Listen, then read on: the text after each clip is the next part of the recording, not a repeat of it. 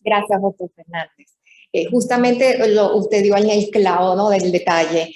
Nosotros en nuestro segundo foro, el tema de ese foro fue la participación de las mujeres en la economía del país, su aporte en el Producto Interno Bruto pre y post pandemia. Y ahí con especialistas en la materia pudimos demostrar, ¿verdad?, cómo el trabajo de la mujer, por más que aparentemente se ve que trabaja más que el hombre, no está visibilizado y eso no produce PIB, porque muchos trabajos son informales y eso no genera ningún tipo de crecimiento, indicador, ¿verdad?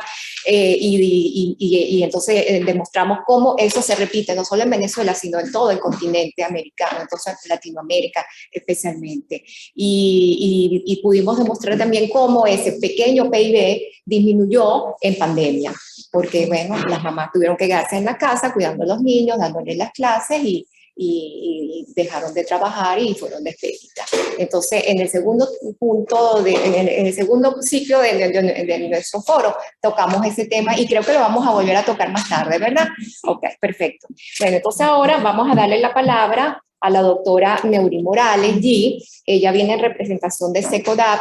SECODAP es una organización venezolana que trabaja desde el 84 con la promoción y defensa de los derechos humanos de los niños, niñas y adolescentes. Derechos humanos que están declarados aquí en la Declaración Universal de las Naciones Unidas, en el articulado de la UNICEF y de nuestra ley orgánica para la protección del niño, niña y adolescente, que es nuestro, digamos, articulado macro, donde se enfoca el trabajo de ustedes, ¿verdad?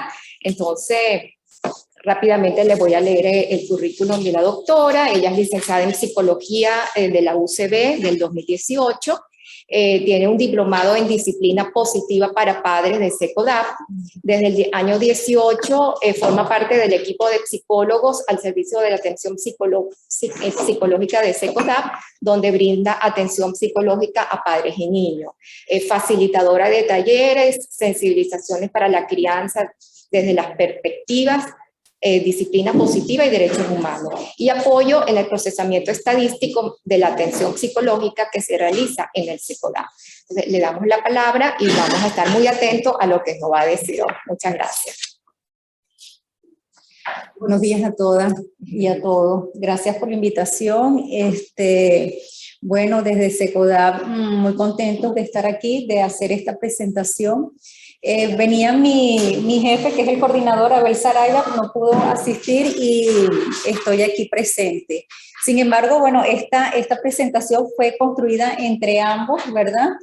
Y cuando estábamos revisando ese tema, ser niña en Venezuela, dijimos, bueno, creo que esa pregunta o ese tema pudiéramos plantearlo en una pregunta, que es ¿qué tan difícil es ser niña, adolescente o mujer en Venezuela en estos tiempos?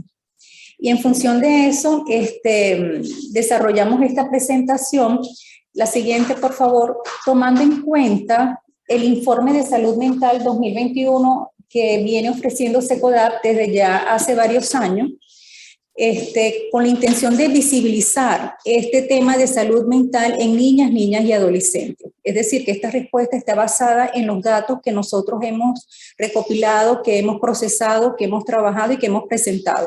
De hecho, este informe fue presentado en abril de este año, con cifras muy importantes, donde se visibiliza el estado, ¿verdad?, de la salud mental de niños, niñas y adolescentes, y también de sus familiares. Estos datos, la anterior por favor, estos datos, sabemos que no hay datos oficiales donde nosotros podamos visibilizar el estado de salud mental del país, ¿verdad? Y aun cuando estos datos se circunscriben, perdón, en los niños, niñas, adolescentes, familiares que nosotros atendemos, puede ser un punto de referencia de cómo está, ¿verdad?, la salud mental en el país. La siguiente, por favor. Entre estos datos interesantes que hemos obtenido en el año 2021, también tenemos información del año 2020, 2019, pero vamos a trabajar con estos datos, ¿verdad?, del 2021. Vemos que en particular las niñas, las adolescentes y las mujeres presentan, ¿verdad?, los mayores porcentajes en cuanto a la alteración de la salud mental y de las distintas formas de violencia. Tenemos que el 69.1% de los casos con alteración del estado de ánimo corresponde a personas del género femenino. Allí estamos hablando de casos que nos llegan con síntomas de depresión, ansiedad, angustia, ataques de pánico, duelos, etc. El 68.3% de los casos con riesgo suicida corresponde a personas del género femenino. Esta es una situación que se ha venido acrecentando en los últimos años, ¿verdad? Esta situación de la alteración de la salud mental y del riesgo suicida. Se ha incrementado de manera significativa, principalmente por todo este tiempo que hemos tenido, no solamente de la situación país, sino también se une la pandemia. Entonces, estos han sido años difíciles, ¿verdad?, para la familia venezolana, también para los niños, las niñas, los adolescentes, sortear todas estas situaciones y que se ve reflejada de alguna manera en la salud mental. En cuanto a las formas de violencia, el 82.6% de niñas, adolescentes y mujeres se ven afectadas por las distintas formas de violencia, como la violencia basada en género, la violencia sexual, la violencia intrafamiliar, el acoso escolar.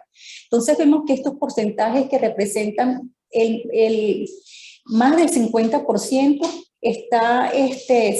se visibilizan más en lo que son las niñas, las adolescentes y las mujeres. También, ¿verdad?, entran allí los niños, pero en un menor porcentaje. La siguiente, por favor.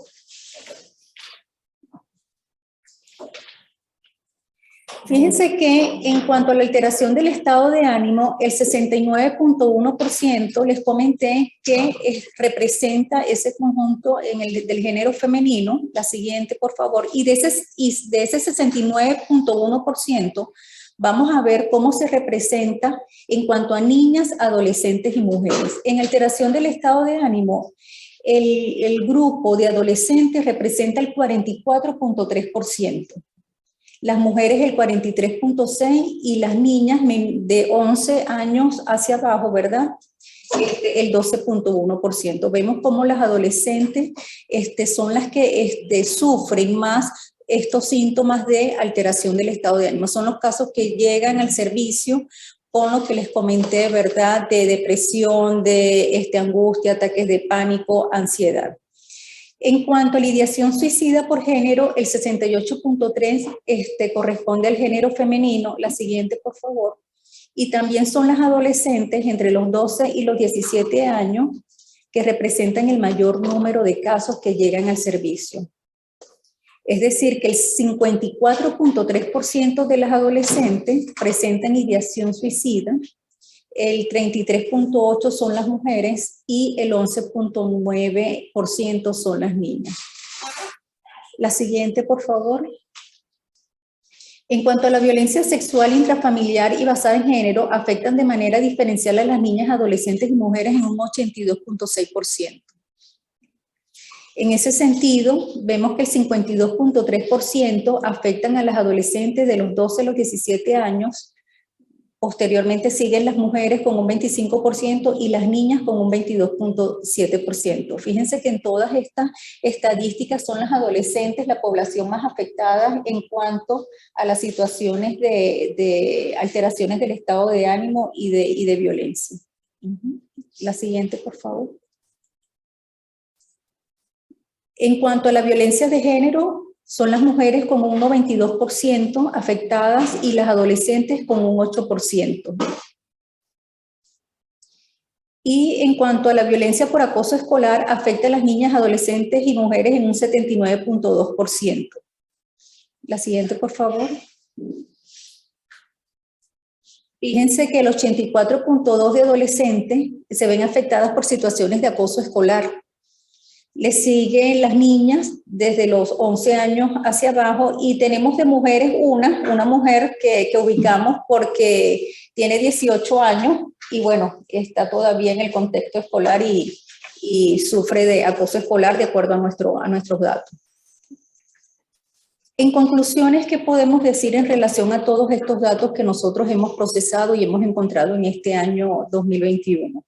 Las niñas y adolescentes se han visto afectadas de forma diferencial en cuanto a su salud mental, producto del contexto de emergencia, la pandemia y la desinversión en materia de salud mental y atención psicosocial. De hecho, en este informe de salud mental del 2021 se hizo un estudio en relación a los servicios en salud mental que se están ofreciendo en el país, y a diferencia del año pasado hubo una reducción significativa, casi aproximadamente del 40% de los servicios que se ofrecen de salud mental. Entonces, por una parte hay un incremento en cuanto al porcentaje de niñas adolescentes afectadas por la salud mental, por todo lo que es el tema de la emergencia humanitaria, la pandemia, también el conflicto de violencia intrafamiliar que pueden encontrar esas niñas y esas adolescentes. Y a su vez se une el hecho de esa poca disponibilidad de servicios públicos gratuitos de calidad que se puedan encontrar en el país.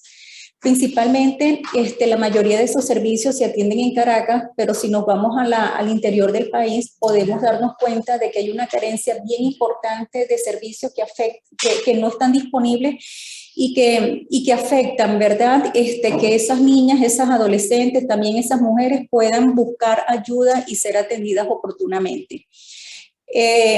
Con la pandemia, pienso que un aspecto positivo que nos trajo la pandemia en Secodad fue el hecho de abrirnos a ofrecer servicio, no solamente en Caracas, que es donde nosotros estamos prestando el servicio y donde atendemos físicamente, que antes la atención, los talleres era presencial.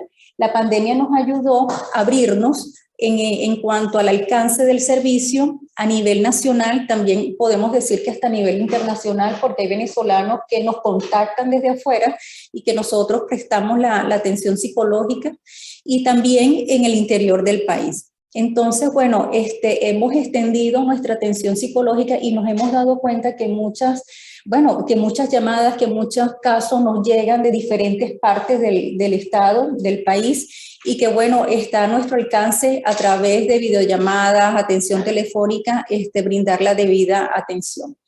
Y bueno, y en ese informe hacemos ese llamado, ¿verdad?, a esa desinversión que se hace en materia de salud mental y atención psicosocial, principalmente porque las familias venezolanas no cuentan con los recursos económicos para poder costear de manera autónoma, ¿verdad?, propia, esos servicios que sabemos tienen un costo importante, porque no es solamente que el niño, la niña o el adolescente vaya a una consulta, sino que sabemos que ese es un proceso que lleva su tiempo y que tiene un costo significativo importante para la familia venezolana. Entonces son pocos los servicios gratuitos de calidad que puedan estar disponibles para las niñas, los niños, los adolescentes, también para las mujeres en el país. Son reducidos los programas o servicios que atienden de forma específica, con equidad, calidad y enfoque de género a niñas y adolescentes. Si vamos a un hospital en Caracas, muy difícil de que haya atención psicológica, psiquiátrica para niños, niñas y adolescentes, porque se necesita de personal especializado para la atención de niñas y niños y adolescentes. No un psiquiatra que atiende adultos, si no está especializado en esa materia, refiere a especialistas en niños, niñas y adolescentes. Entonces, a veces hay hospitales que atienden a partir de 16 años, y eso, si uno hace el contacto, explica el caso y se presta la debida atención. Pero cuando se trata de esa población, y por eso es bastante vulnerable, es difícil, no es fácil en el contexto en que estamos, que sea atendido de una manera oportuna y diligente, ¿no? Muchas niñas y adolescentes no son atendidas en instituciones de salud mental, con lo que quedan especialmente vulnerables a deteriorar su salud mental, ¿verdad? Si esa niña, ese adolescente o esa adolescente no recibe esa atención oportuna, es muy proclive a que su salud mental se vaya deteriorando. Eso se explica mucho. A veces los padres piensan de que cuando el niño está triste por alguna situación o presenta alguna alteración del estado de ánimo o un riesgo suicida o una ideación suicida, piensan de que, bueno, el tiempo lo puede mejorar. Al contrario, si ese niño, esa niña, ese adolescente no recibe la atención psicológica, psiquiátrica adecuada, dependiendo de lo que sea del caso, eso progresa, eso va incrementando, eso no va a mejorar. Entonces, si no se atiende en el momento en que se demanda, en que se requiere la atención, eso puede ir empeorando y lamentablemente el riesgo suicida puede ser mayor. De hecho, fíjense que los porcentajes de riesgo suicida que ha llegado al servicio en relación al 2020 al 2021 se ha incrementado de manera significativa.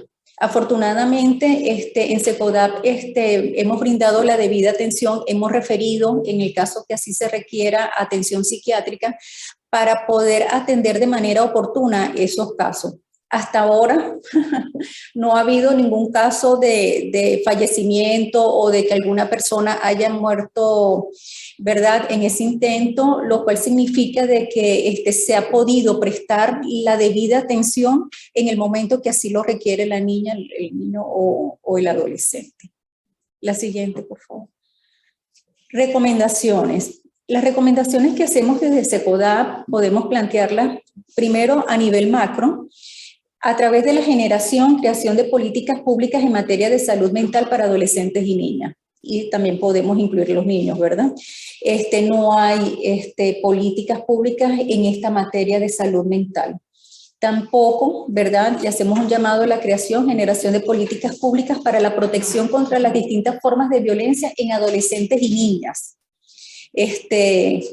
Hacemos también ese llamado de que existan esas políticas públicas. La siguiente, por favor.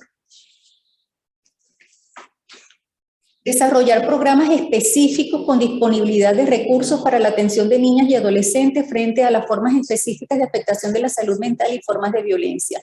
Como dice Carlos Trapani, que es el coordinador general de SECODAP, no existe derecho sin presupuesto. Es decir, nosotros no podemos hablar de derechos, no podemos hablar de programas, no podemos hablar de políticas si no hay disponibilidad financiera, si no hay un financiamiento que pueda atender esa necesidad. Y no solo de que haya disponibilidad en ese momento, en ese tiempo, sino de que haya una disponibilidad financiera a lo largo del tiempo donde el servicio se pueda mantener de manera continua y con calidad. Promover la creación de servicios de salud mental y atención psicosocial dentro del sistema educativo, a fin de facilitar el acceso de niñas y adolescentes y sus familias. Estos servicios deben disponer de protocolos de atención y mecanismos de evaluación que permitan una atención de calidad. Fíjense que los centros educativos pueden ser centros de apoyo para hacer como una atención, vamos a decir, como de identificación de casos, ¿no? Sabemos que en las unidades educativas, las maestras, los profesores pueden identificar entre sus estudiantes casos donde puedan ver niños con alteraciones del estado de ánimo, con riesgo suicida, con ciertos comportamientos que puedan prender alarmas sobre qué está pasando en casa, qué está pasando con ese niño, con esa niña y con ese adolescente. Entonces, crear como esa articulación, esa vinculación con las unidades educativas, con los colegios, que es un espacio donde los niños, donde se encuentran, y que pueda, ¿verdad?, con esa articulación, promover esa atención de servicio y poder referir a los centros especializados en salud mental y también en las distintas formas de violencia. La siguiente. Bueno, hasta aquí la presentación. Si hay alguna pregunta, sé que el informe, sé que la presentación, los datos son muy duros. La intención, ¿verdad?, desde SECODAP es visibilizar, es dejar memoria histórica de lo que pasa en la salud mental de niñas y adolescentes, y que, bueno, esta información, estos datos creen sensibilidad y pueda ayudar a poner como un granito de arena, ¿verdad? Cada quien en buscar formas de ayudar en la salud mental y de fomentar la salud mental en niños, niñas y adolescentes del país.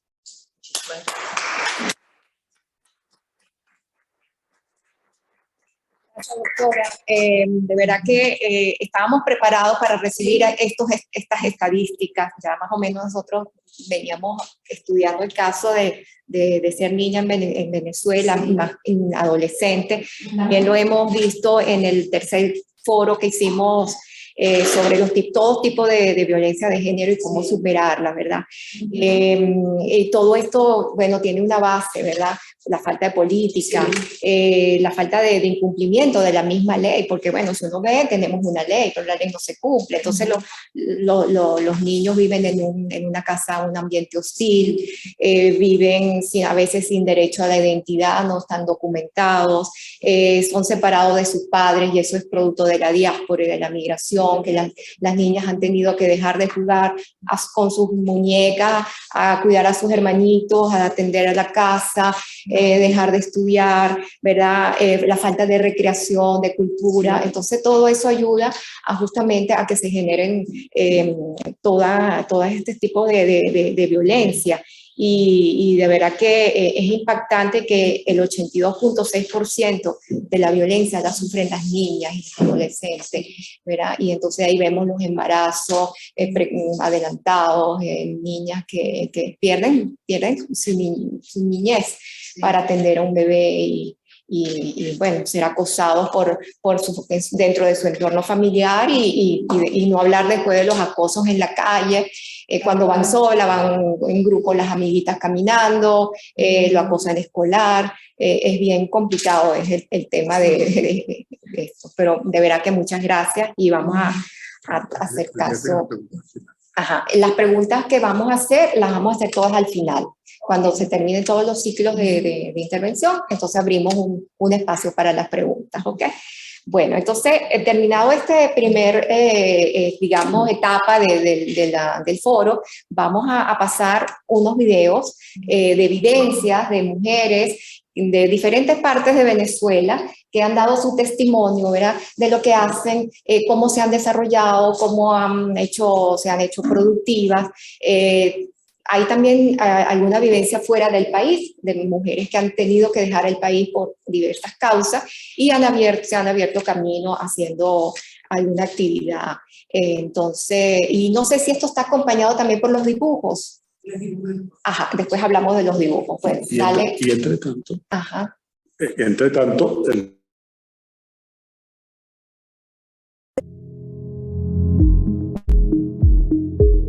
Hablar de los estudios literarios y de su contribución a la paz puede resultar incluso redundante, ¿no?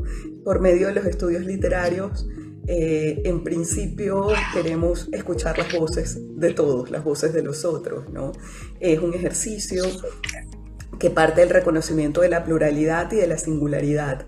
Se trata de oír voces, de contrastar proyectos de vida, proyectos nacionales, proyectos éticos y estéticos. Y en particular en mi caso me he dedicado al estudio de la escritura de mujeres latinoamericanas. Prácticamente ha sido mi línea de investigación desde que me dediqué a esta profesión hace 25 años. Y me he especializado particularmente en las autoras de finales del siglo XIX y comienzos del siglo XX. Nos sorprendería mucho ver lo que decían las mujeres latinoamericanas y nos ayudaría a poner en valor y a evaluar políticas y decisiones que todavía llevamos a cabo en la actualidad. En Venezuela hay un caso emblemático, por ejemplo, que es el de la escritora Blanca Rosa López, injustamente olvidada por los estudios literarios, por los manuales de literatura, por los programas de estudios de literatura venezolana, una autora prolífica, sumamente aguda, era hija del presidente Eleazar López Contreras y pese a eso firmó la carta solicitando el voto femenino, se enfrentó al padre, no solamente en esa ocasión, en algún momento su padre expulsó de Venezuela a los miembros del Partido Comunista y ella se fue con ellos a México a seguir trabajando desde allá. Y bueno, es una mujer que vaticinó la desigualdad que estaba implícita en el proceso de modernización nacional. Digamos que sabía que la modernidad no implicaba las identidades femeninas y siempre apostó por la unión suprapartidista de mujeres porque sabía que las alianzas con tradiciones de pensamiento y con organizaciones políticas más consolidadas solo traerían más exclusión y más invisibilización para el movimiento de mujeres. Entonces, al leer a Blanca Rosa López, por ejemplo, nos damos cuenta de que el proyecto de modernización nacional de comienzos del siglo XX no era ni tan justo ni tan homogéneo como nos quisieron hacer ver. Ocurre lo mismo con muchísimas otras autoras. Sin salir de Venezuela, podemos hablar de Dinora Ramos, de Ada Pérez Guevara, de Mercedes López León y de muchísimas otras, de Lucila Palacios y de muchísimas otras escritoras que contestaron y se posicionaron frente a lo que parecía una salida milagrosa. A partir de los estudios literarios y de mi línea de investigación, creo que podemos rescatar esas voces, reevaluar el pasado y tratar de proponer un presente y un futuro más justo y más democrático. Soy urbanista y planificador urbano, y desde muy joven supe que mi vocación de servicio es ser un servidor público, y lo he sido siempre. He trabajado en los distintos niveles de gobierno en la implementación de políticas públicas a nivel local, regional, nacional, y también he trabajado en el legislativo, de manera que tengo una amplia experiencia en la implementación de políticas útiles para mi país, para los venezolanos. Hoy en día acumulo experiencia en organismos multilaterales, y estoy segura que esos programas, esos proyectos que hoy se implementan en toda Latinoamérica, también se van a implementar en mi país. Me preparo para eso y estoy segura que nos espera un futuro de tranquilidad, de paz, de crecimiento y de desarrollo en nuestro país. Para eso voy a seguir trabajando. Estoy aquí en la redacción del periódico de Monagas, donde he pasado los últimos 17 años de mi vida dentro de mi pasión, que es el periodismo. Yo tengo 44 años de graduada, egresé en el año 78 en la Universidad Central de Venezuela. Soy periodista desde que me levanto hasta que me acuesto. ¿Por qué? Porque yo siento esta profesión es lo que me permite a mí mantenerme viva, y además de mantener viva, yo creo totalmente en lo que representa, lo que nosotros podamos hacer como mujeres y como ciudadanas frente a este país que tanto nos necesita. Hoy más que nunca el país, esta Venezuela que todos queremos, la que todos aspiramos, necesita del concurso de mujeres que estén preparadas, que estén formadas y que crean en su condición como mujer y en su rol. Yo estuve muchos años haciendo periodismo impreso en Caracas, desde el Diario Nacional, cubrí casi todas las fuentes, tuve altos cargos de gerencia en la gerencia de productos populares del Diario Nacional, y después, cuando se me planteó la posibilidad de venirme aquí a la provincia, yo me vine, y el lugar fue Maturín, la Sultana del Guarapiche. Aquí este periódico lo fundé como directora, ha sido una escuela para los periodistas, han pasado numerosos colegas que lamentablemente la mayoría están fuera de aquí, y nosotros hemos hecho y he intentado darle un toque de periodismo de calidad a lo que se hace aquí. Nuestras historias están orientadas hacia la gente.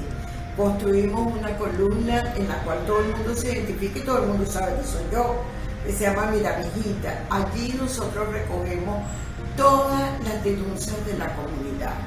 Pero esto ha sido un motivo de vida para mí. Por mucho tiempo he trabajado en el área de formación y capacitación de las comunidades para el aprovechamiento sustentable de sus recursos, utilizando los conocimientos locales para permitir mejorar los ingresos familiares a través de la inclusión. Durante mis recorridos por distintas zonas del país, he sido testigo del liderazgo de la mujer en el desarrollo de procesos socioproductivos y en movimientos comunitarios.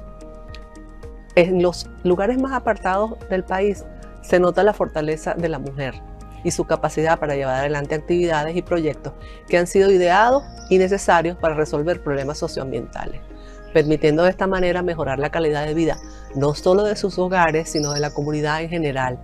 De esta forma se construye paz a través del trabajo y modelando las generaciones futuras.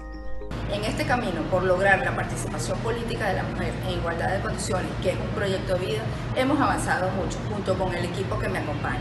Hemos logrado que en el partido se tenga paridad en todas las instancias políticas, al igual que el sector mujeres tenga participación con voz y voto en la dirección nacional, la dirección regional y la dirección municipal. Este es el camino para lograr que todas las mujeres, sin importar los colores partidistas, podamos lograr una sociedad más justa, más inclusiva. Hablar de corrupción es hablar de opacidad, es hablar de oscuridad, es hablar de fuerzas que atentan contra lo mejor de la vida, contra las aspiraciones más caras de los ciudadanos, contra el derecho que tenemos de vivir en sociedades íntegras y honestas. Cuando luchamos contra la corrupción, luchamos por la transparencia, luchamos por la integridad. Los países que tienen mejores posiciones en los índices internacionales de transparencia son los países que tienen mayores niveles de desarrollo político, económico, social e institucional. Es por ello que cuando luchamos contra la corrupción, estamos sentando las bases de sociedades que tienden a basar las relaciones entre funcionarios y ciudadanos y entre los ciudadanos entre sí sobre la confianza, sobre los valores, sobre los principios, sobre aquellas acciones que tienden al bien común, a lo que es mejor para todos y todas.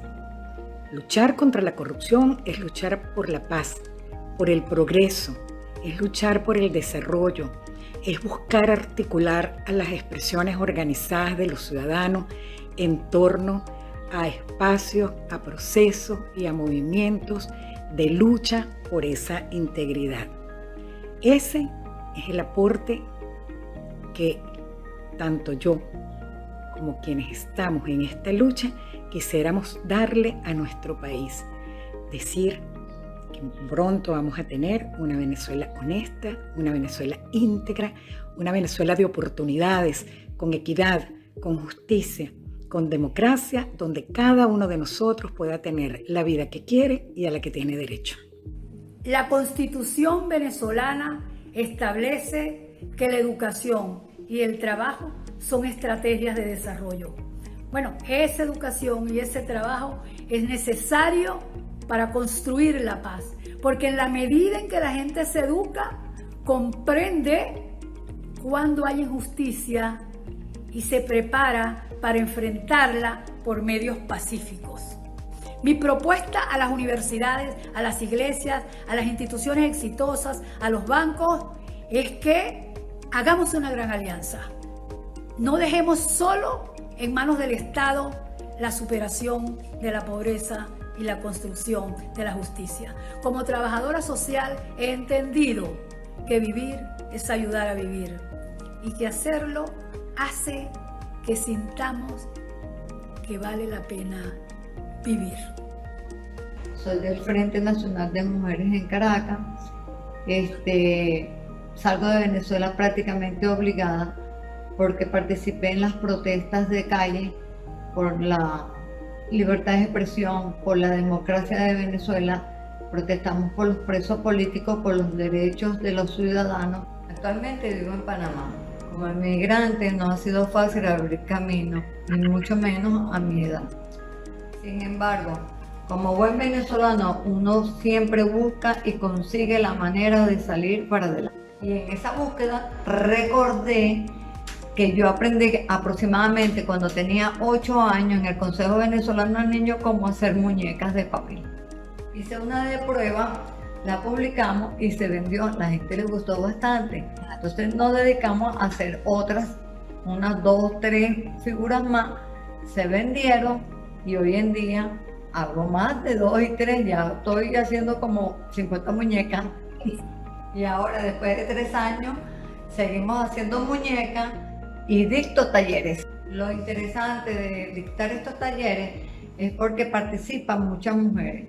Mujeres colombianas, mujeres venezolanas, mujeres nicaragüenses y bueno, ellas vinieron como llegué yo a este país también. abrirse camino, aprender un oficio. Y yo siento que ese es mi aporte que yo le estoy dando a mi país. Hoy, 2022, nuestros objetivos se han alineado a los objetivos de desarrollo sostenible, principalmente el 1, el 5 y el 17, con el programa Reimpulso al cultivo de la curagua, procesamiento de su fibra y desarrollo artesanal. Queremos empalmar a las generaciones juveniles con la población adulto mayor que posee un acervo de conocimientos y técnicas que han desarrollado durante toda la vida. Trabajo con la artesanía de curagua, que me enseñó mi mamá, que también era artesana de aquí del municipio, y hago varios tipos de artesanía. Compro la curagua y la lavo, la proceso para yo crear todas estas piezas que me sirven para el sustento de mi hogar. Actualmente soy docente universitario y incursionando también en el arte de la artesanía de la curagua, un legado heredado de mi señora madre, quien también es productora y procesadora de la curagua. Pues nosotros esperamos que con una mano amiga se nos brinde el apoyo para el reimpulso de este arte de la artesanía, que es el sustento de nuestra familia. Yo utilizo la curagua para embellecer mis piezas de bisutería como complemento. La utilizo en varias cosas. También esta actividad que realizo me es muy provechosa porque con ella obtengo ingresos para ayudar al sustento de mi hogar. También quisiera que Manos por Monagas ayudara a impulsar la productividad económica del municipio de Aguasay.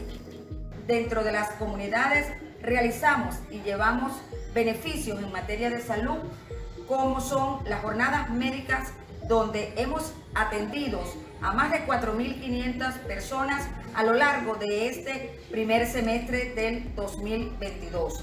Dentro de las patologías más frecuentes hemos encontrado o detectado hipertensos, hiperglicémicos, y en los niños desnutrición y altas estadísticas en caries. Todo ello con el apoyo del gran equipo humano que nos acompaña, del Colegio Médicos, del programa Cuidamos tu Salud Farmatodo y de todo ese equipo que nos acompaña dentro de la Directiva de Conciencia Ciudadana.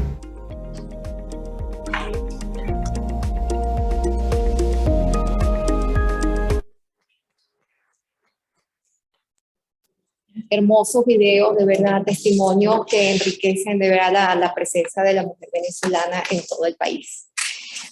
Para seguir un poco la dinámica del foro de hoy, hemos cambiado ya los pocos hombres que habían por las mujeres que estamos aquí, ¿verdad? Vamos a presentar a la doctora Tiziana Policé, que es la presidenta de Consecomercio. Tenemos a Yoconda San Blas, que creo que se va a conectar por Zoom. Ella es expresidenta de la Academia de Ciencias Físicas, Matemáticas y Naturales. Tenemos a la doctora Luisa Pernalete, que ahora va a cambiarse de puesto conmigo porque le voy a dar la palabra a mi colega y diputada de la Asamblea Nacional, María Gabriela Hernández, y Adriana Núñez Rabascal, que es una corresponsal independiente que también va a aportar sus ideas. La idea de este panel ahora que se está formando es un poco debatir sobre los puntos de las conclusiones de los otros foros que hemos tenido a lo largo del año que hemos trabajado desde el instituto, ¿verdad? Se los voy a nombrar rapidito. Hemos hablado sobre la mujer protagonista de la nueva institucionalidad, la participación de las mujeres en la economía del país y su aporte en el PIB, todos los tipos de violencia de género y cómo superarla. Le dimos un toque muy importante a lo que es la Convención Interamericana para la Prevención, Sancionar y Erradicar la Violencia, Belén du Pará, que acaba de cumplir 28 años de haberse creada. Después, el rol de la mujer en los procesos políticos y los derechos sexuales y reproductivos de las mujeres. Estos eventos lo hemos hecho algunos por Zoom, otros presencial y Zoom, con invitadas nacionales, invitadas internacionales, quienes han aportado bastantes ideas y hemos llegado a conclusiones que vamos a materializar en un libro. Ese libro va a terminar este ciclo de foro con el apoyo aquí de mi colega Gladys Marante. Vamos a formar este libro, vamos a editar un libro con las conclusiones y después lo que le propusimos al doctor hoy de seguir trabajando a través del instituto, de promulgar, educar y hacer conocimiento de todas estas políticas. ¿Okay? Cada uno de estos eventos, cada vez que nosotros hemos tenido estos foros, invitábamos a dos caricaturistas de renombre. Una de ellas está presencial, que aquí es la arquitecto Maribel. Aquí está Maribel de Lourdes del Castillo, ¿verdad? Ella es arquitecto de la UCB, tiene una gran vida curricular en el aspecto de diseño, de locales comerciales, del centro comercial líder, gerente de imagen de la tienda Graffiti, gerencia del departamento de proyectos de la tienda Reps, y fue arquitecto junto del equipo del gran famoso arquitecto Tomás Lugo. Entonces, eso, y tenemos también que no está presencial hoy porque se está graduando de bachiller al joven Gabriel Enrique Moncada González, que seguramente nos está viendo, que es un niño que es una maravilla, que con la edad que tiene 2 hojas de premiaciones de la UCAB, de las Naciones Unidas, de la UNICEF, de cualquier cantidad de organizaciones privadas, públicas, de venezolanas y de afuera, ¿verdad? Y entonces ellos dos estaban pendientes de nuestras conversaciones, de nuestros debates, y hicieron dibujos enfocados al tema que ese día estábamos discutiendo. Entonces tenemos una colección de dibujos que lo vamos a proyectar más tarde y en algún momento vamos a hacer una exposición con esa y van a estar en el libro también. Y van a estar en el libro, por supuesto. Ok, entonces ahora yo me retiro, le doy mi puesto a la doctora Pernalete y de aquí en adelante mi compañera va a seguir con la moderación. Muchísimas gracias, Paola. Gracias a todos por estar presentes. Gracias principalmente a nuestras panelistas del día de hoy que nos acompañan en el cierre de esta parte del programa Mujer. Agradecida al doctor Ramón Guillermo Aveledo y al Instituto por privilegiarnos en trabajar este tema a lo largo de todo este año.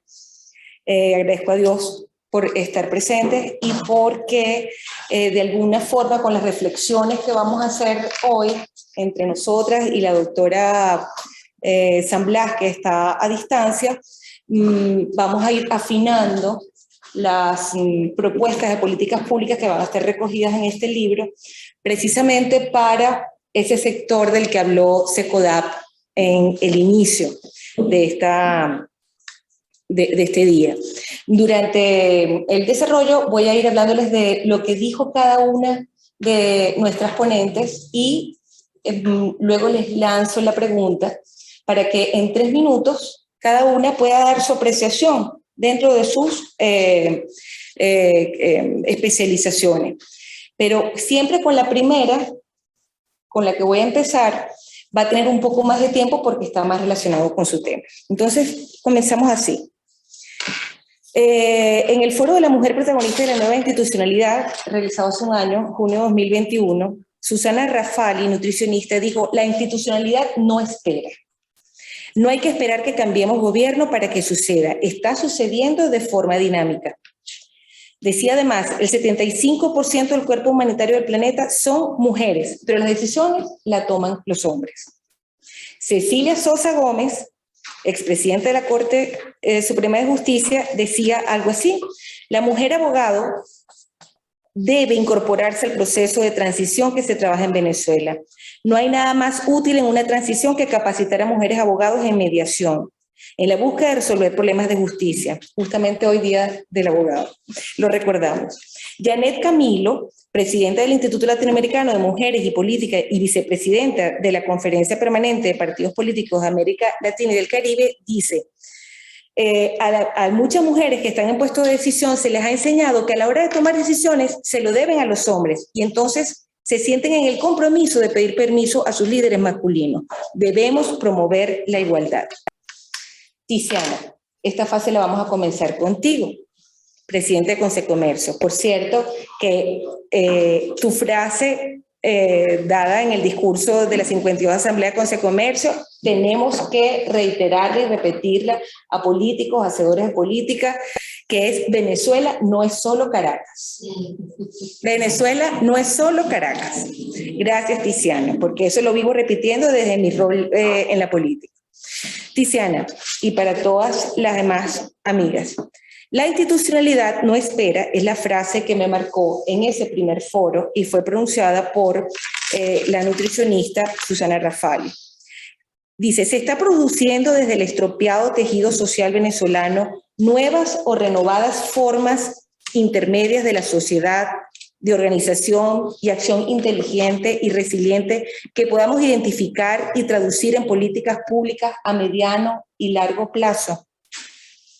Comenzamos con Tiziana, 3 minutos cada una, menos Tiziana que va a tener en esta oportunidad, por ser además presidenta de una organización intermedia de la sociedad, va a tener más.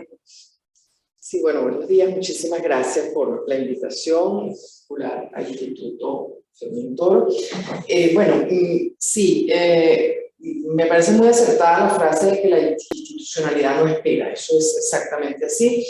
Yo quizás me voy a referir más a mi rol como presidenta de un organismo cúpula, donde ¿qué hemos observado? Bueno, hemos observado que en los últimos 20 años ha habido una sistemática política de pretender destruir esas instituciones que sustentan un sistema democrático, y se ha logrado en muchos casos. La verdad que en el caso del movimiento empresarial pareciera que es donde les ha costado más, en el sentido que justamente por la característica que tiene una institución como la nuestra, resulta mucho más complicado, atacar sus bases justamente porque está en toda Venezuela. Esa es parte de nuestro discurso. Nosotros tenemos una red de cámaras en todos los estados de Venezuela, primero que nos mantienen informados y además que se nutren, se retroalimentan, hacen elecciones y cambian sus cuadros periódicamente, rinden cuentas todos los años. O sea, hacemos lo que dice que es el deber ser de la institucionalidad, tienen sus propios mecanismos de control, además estamos agrupados en regiones, en sectores, en organismos cúpula que se reúnen aquí de cámara. O sea, tenemos un sistema de alguna manera que ha hecho complicado el que se vayan minando las bases de esta institución. Pero lamentablemente, al estar debilitadas todas las demás columnas que sostienen el sistema democrático, pues es lógico pensar que nuestro trabajo no es completo porque las demás columnas tienen debilidades muy fuertes. En el caso concreto de los organismos empresariales, su debilidad en todo caso viene justamente por el deterioro económico. Somos cámaras que agrupamos, si somos un organismo que agrupa cámaras del sector comercio y servicios, y tenemos claro que tenemos en los últimos 20 años una contracción que ronda entre el 87 y el 80%, pues es lógico pensar que en esa misma proporción nosotros nos hemos debilitado. Hay cámaras, por supuesto, que entre más lejos están de la capital, y por eso el mensaje, entre más lejos están de la capital, pues ese deterioro es más grande y más profundo. ¿Qué es lo que nosotros hemos observado? Que justamente por la frase de Susana, que la institucionalidad no espera, ¿verdad? Esas cámaras que se vieron fuertemente debilitadas producto de la contracción económica y que sus empresas afiliadas fueron desapareciendo, tienen un resurgimiento. Tienen un resurgimiento justamente por aquellas nuevas iniciativas que se han incorporado, aquellos nuevos modelos de negocio que han surgido con la crisis, pero si hay algo que debo yo reseñar en un escenario como este, es que el 90% de las cámaras que se han reactivado, que habían desaparecido o que estaban de alguna manera inactivas estuvieron inactivas durante 10 años, el 90% de las cámaras que están activándose nuevamente han sido obras de mujeres. Y eso es muy significativo. ¿Okay? El hecho de que a pesar de toda la complejidad que ustedes han reportado, son las mujeres las que han llevado adelante el proceso de reacomodar las instituciones, reacomodar esas cámaras que estaban debilitadas. Voy a dar un ejemplo de una cámara en Portuguesa que tenía 10 años inactiva. Bueno, tuve la fortuna de ir hace 15 días a Portuguesa a reunirme con la nueva junta directiva recién juramentada. Y bueno, y la mayor parte de las personas que reactivaron esa institución fueron mujeres. Justamente haciendo un gran sacrificio, porque a la Cámara le habían robado hasta las piezas sanitarias. O sea, físicamente, institucionalmente, estructuralmente, y son ellas las que de alguna manera empujaron esa reactivación. Entonces, me parece muy pertinente esa frase, me parece válida, y sí creo que en el caso del movimiento empresarial hay un resurgimiento importante, aunque también siempre detalle. Realmente nosotros como institución quizás somos, insisto, la menos debilitada, justamente por esa estructura que tenemos. Y además hay otro elemento importante, dentro de lo que son los sectores económicos agrupados en Fedecámara, Consecomercio es el que tiene una mayor proporción de mujeres, tanto de presidentes de cámara como dentro de las propias cámaras. Entonces, claro, yo creo que aquí hay un trabajo interesante. Y debo decir que me alegro muchísimo, y cierro con esto, que el propio presidente de Fedecámara lo mencionara.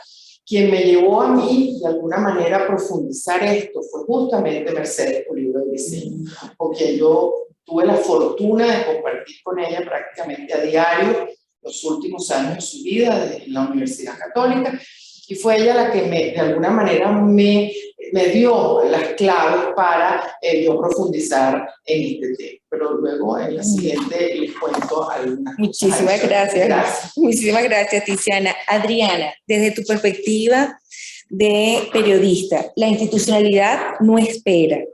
¿Se está produciendo en el tejido social venezolano una reactivación de esas organizaciones intermedias de la sociedad? ¿Cómo lo ves? No sé cómo se enciende esto. ¿Aquí? Ok. No sé si llamarlo institucionalidad, pero si hay algo que yo he visto en mis 14 años de reportera en este país, yendo a todas las capas de tejido social, es que más allá del romanticismo hablando de la mujer, hay una realidad. Cuando tú llegas al barrio más pobre de Venezuela, la líder de las bolsas CLAP es una mujer. La líder del Consejo Comunal es una mujer. La líder del comedor público que abrió tal o cual institución es una mujer. Pero lo más doloroso es que cuando vas más abajo de la líder y preguntas, bueno, ¿cuántos hijos tienes? ¿Cuáles son tus necesidades? Siempre termina la entrevista diciendo, es que yo no trabajo. Y eso lo quiero unir con algo que decía Carlos Fernández, el presidente de Fedecámaras, de ese porcentaje abrumador que sacaba de los 250 trabajadores, 249 tenían mujeres que no trabajaban. Para mí eso es preocupante. Incluso hay una estadística de la firma ANOVA que habla de 9 de cada 10 hogares que están administrados por una mujer soltera viven en pobreza. Entonces, para mí, aquí hay que ser muy serio y preocuparse por garantizar servicios públicos, servicios de salud, como decía Neudit, y garantizar salir de la pobreza. ¿Por qué? Porque la pobreza te hace dependiente, la pobreza te hace esclavo. Y basta de hacer romántico ese término de las comunidades más pobres. Sí, muy bien y muy bonito todo lo que hacen para hacer tejido social, porque una de las cosas más aleccionadoras que yo he tenido en mi trabajo es escuchar a mujeres diciendo a la vecina, ¿cómo tú no me dijiste que tú estabas pasando hambre? Que tú sabes que yo le quito la mitad a mis muchachitos para darte la mitad a ti. Y cuando esa misma mitad que tiene esa mujer en la casa, a veces me han dicho, yo lo que puedo hacer es un huevito sancochado y lo comparto entre mis 2 hijos y lo que a mí me toca es tomar agua, esa mujer está dispuesta a que la vecina no pase hambre. Y yo creo que, no sé si llamarlo, como te decía al comienzo, institucionalidad, pero sí hay un deseo de salir adelante, y ese deseo de salir adelante se ve frustrado por el no acceso a un trabajo digno. ¿Por qué? Bueno, porque ¿cómo hace para salir a trabajar si tiene que encargarse de 2 o 3 muchachitos que tienen hambre? Entonces hay que empezar a revisar cómo le damos acceso a un trabajo que le permita también mantener a sus hijos educados y cómo le garantizamos servicios públicos. Porque otra de las cosas que he visto en estos 14 años subiendo barrios es que, a pesar de que las mujeres físicamente quieran discutir en este momento, no tenemos menos fuerza que los hombres físicamente. Las he visto llevar sobre sus hombros recipientes de agua 100 escalones para arriba para poder garantizarse el aseo interno. Entonces, como si alguien no tiene servicios públicos garantizados, puede salir de la pobreza y puede ser libre. Si no superamos la pobreza, no vamos a ser jamás libres. La esclavitud del CLAP, del Comité Local de Abastecimiento y Producción, es demasiado triste escuchar a cientos de mujeres a veces callarse la boca porque les da miedo que le quiten la bolsa, y no podemos seguir con el discurso político de es que la bolsa no tiene calorías, es que la bolsa es miseria. No importa. Muchas, y no tengo la estadística, a lo mejor la profesora Pernalete la tiene, en la mayoría de los barrios aquí, la clase media depende de la bolsa de miseria. No sé si respondí, pero... Sí, Adriana. Profesora Pernalete, desde la perspectiva de una educadora por la paz que le ha dedicado su vida a la educación por la paz, ¿qué opinión le merece esa frase, la institucionalidad no espera? Están surgiendo dentro de nuestra sociedad venezolana esas formas resilientes e inteligentes para, digamos, superar las desigualdades, superar la pobreza. ¿Cómo se prende esto? Bueno, a ver, yo no había nacido, Adriana, cuando ya yo estaba trabajando en los barrios de este país, ¿no? Y en los últimos 12 años, o sea, de 2009 para acá, Fe Alegría me dio salte de la Dirección Regional de Fe Alegría en Guayana y dedícate a una línea nueva que era convivencia y ciudadanía. O sea, yo me trabajo con derechos humanos y promoción de la paz, porque estábamos muy afectados por toda la violencia delincuencial de todo el país. No era solamente en Guayana que nos mataban muchachos y mamás y maestros. Entonces, bueno, entonces yo dejé la dirección de Guayana para trabajar este tema de la paz, ¿no? Entonces, no, porque la institucionalidad no espera, ciertamente. Entonces, no podíamos seguir esperando que nos siguieran matando alumnos, maestros y mamás, y no podíamos seguir. Entonces empezamos con un trabajo que le llamamos Madres Promotoras de Paz.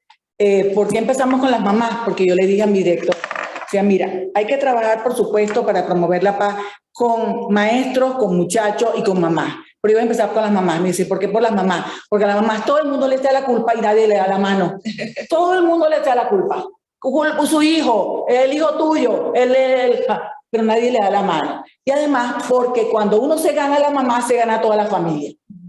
Entonces yo empecé a ensayar en Guayana con unos grupos, yo me conocía muy bien en nuestras comunidades donde trabajábamos, de madres promotoras de paz, y entonces de ahí salió este libro, Conversaciones sobre la violencia y la paz. No nos íbamos a sentarnos a esperar que el maná venga del cielo. No, Feleria, no podemos sentarse a esperar que el maná venga del cielo, tenemos que hacerlo nosotros, porque tenemos 120.000 estudiantes, 177 escuelas, entonces uno no puede ponerse a esperar.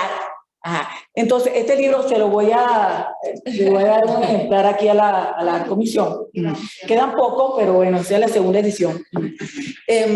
Y uno que ha aprendido con las mamás, abuelas, tías, porque con los niños dejados atrás, muchos chamos se están quedando con la hermana mayor, con la tía, con la abuela o con la vecina. Entonces, ¿qué he aprendido yo? Bueno, que la mujer de sectores populares de contextos violentos, que es donde yo trabajo, en la casa, en la escuela y en la comunidad, tiene una gran potencialidad para promover la paz a pesar de la esclavitud de la violencia, porque tampoco la mamá se puede poner a esperar a que le maten al muchacho. Ajá. Entonces, la mamá, y me permiten, yo saco algunas de las herramientas porque yo soy de la AAA, la Asociación de las Actrices Anónimas. Soy actriz, pero no puedo decir que soy actriz porque no me dan trabajo como actriz. Entonces, una de las cosas que uno ha aprendido es que la mamá, sea mamá biológica o no, es que tiene una mirada amorosa ampliada. Entonces, es capaz de dar protección al hijo propio o al sobrino o al nieto, al hijo de la vecina, al hijo de la compañera. Entonces se vuelve madrina de todo el que puede, ¿no? Y además lo protege, pero además le va dando elementos para que pueda mejorar su relación con los demás, ¿no? Entonces, lo que hemos aprendido nosotros, entre muchas otras cosas, con este programa, con las mamás, empezó en Guayana, pero ahora es un programa de todo el país, es que la violencia es un comportamiento aprendido. Eso lo aprendí también con las comunidades indígenas no criollizadas. Nadie nace violento.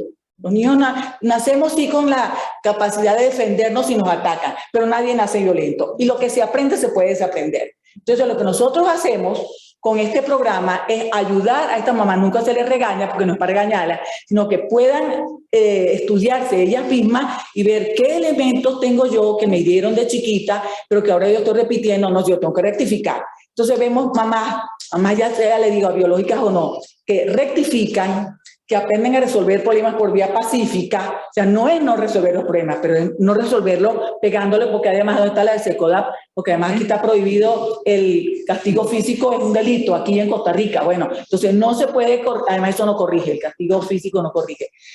Rectifican, reúnen, aprenden a escuchar, aprenden a ponerse un tirro para escuchar a la hija adolescente que hace tiempo que no habla conmigo, porque claro, yo no la dejo hablar. Entonces también las mamás aprenden eso, pero lo aprenden en su casa.